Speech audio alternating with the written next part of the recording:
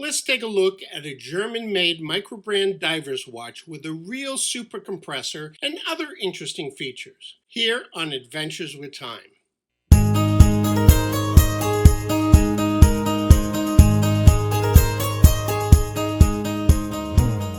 What is a supercompressor and why do you want it in a watch? The term supercompressor refers to a case design aimed to withstand deep waters. By employing a spring that presses against the O-ring and case back, the case seal becomes tighter the deeper the water and higher the water pressure. From what I understand, although this is interesting engineering, they are not needed today to achieve great water resistance. Circular is a microbrand watch company that was founded in Pforzheim, Germany in 1955 by Heinz Huber. The Supersport is one of 6 watch types from Circular. Only 5 are currently available. The new ProTrail Field Watch is due to launch later in 2022. Unlike the retro-styled Aquasport models, this Supersport has a more modern look.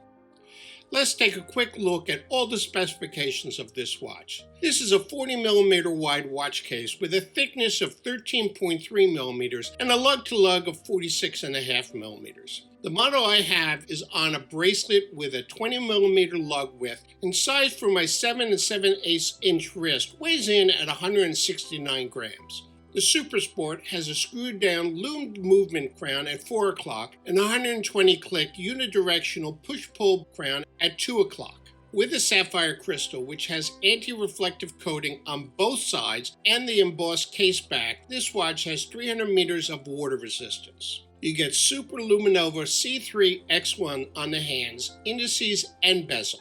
Oh, and also on that movement crown. Inside this model is the Sellita SW200-1 movement, which runs at 28,800 beats per hour and has a 40-hour power reserve, an expected accuracy of -5 to +10 seconds a day.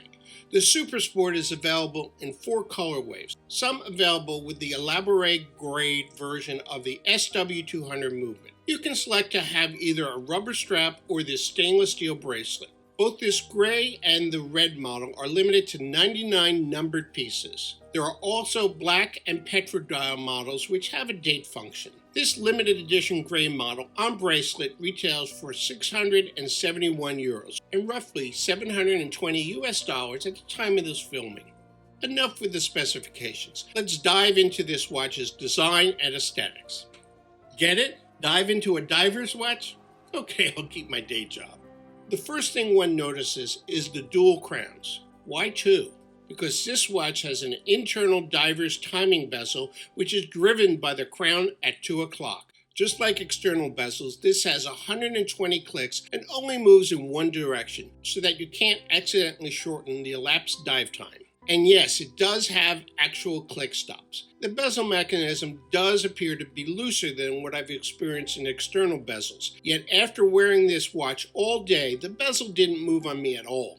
The other clearly noticeable design aspect of the Supersport is the sandwich dial construction. I'm not usually a fan of sandwich dials, but I think it works on this watch, as does the black angled bezel, which also serves as a rehaul. To me, this specific model displays a subtle aesthetic with a definite tool appearance. A pleasant brush case with your typical H-link bracelet and fold-over clasp. The sandwich dial also has this inner printed circle, which, although purely for aesthetics, adds some continuity from the outer bezel through to the wording on the inner part of the dial. But there are some shortcomings to this watch for me, which don't necessarily exist on the other color options. I find the hands just slightly hard to read as they are brushed steel against a gray background. Perhaps on this gray model they could have used black painted hands to match the black bezel. I'm also not a fan of the green lume paint, but anything darker would probably reduce the lume on this watch. And boy, does that lume shine. Take a look.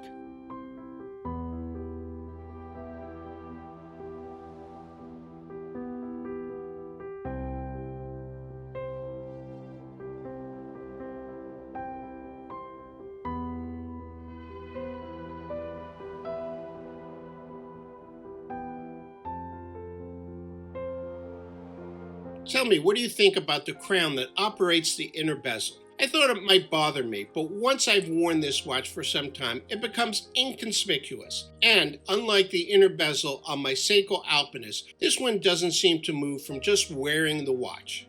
Now here are reviews of a couple of other divers watches which you might also like.